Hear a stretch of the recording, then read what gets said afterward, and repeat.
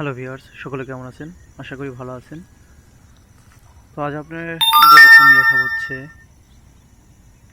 আমাদের ছোট্ট একটু জায়গায় হচ্ছে পাড়ের মধ্যে কিছু টমেটো গাছ লাগানো হয়েছে।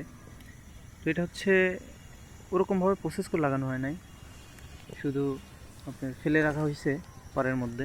দেখতে পাচ্ছেন কোনো খুঁটি বা ওইরকম জাল দিয়ে এটাকে দাঁড় করানো হয় নাই, পাড়ের মধ্যেই ফেলে রাখা হয়েছে যাতে একটু ওয়াইল্ড ভাব আসে। ওয়াইল্ড যে আপনার আসলাম পাড়ের মধ্যে একটা টমেটো পেকে আছে, খেয়ে ফেললাম।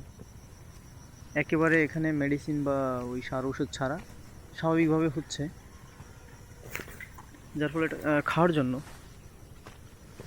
নিজেদের খাওয়ার জন্য করা হয়েছে যে কটা হয়।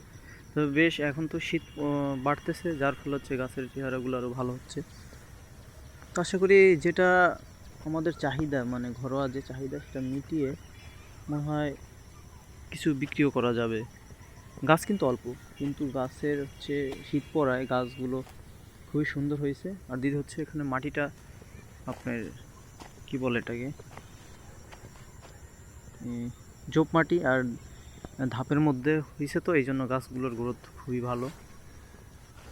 দেখতে পাচ্ছেন ফুলে ভরে গেছে।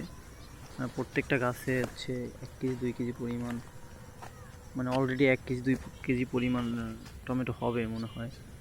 আর এ তো গাছ আরও বড় হবে, ফুল বের হবে, টমেটো ধরবে। যত শীত পড়বে এই গাছগুলো আরও হচ্ছে ভালো হবে।